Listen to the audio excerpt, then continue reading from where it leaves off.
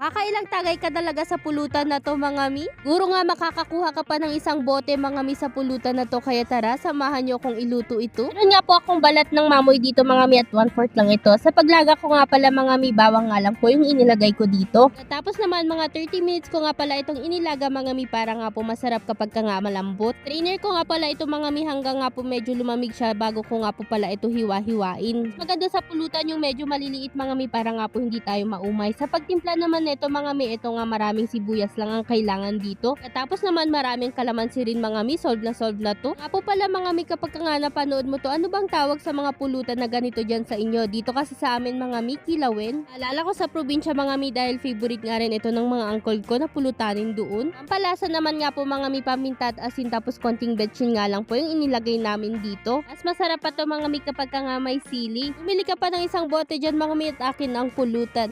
Hoy, drink wise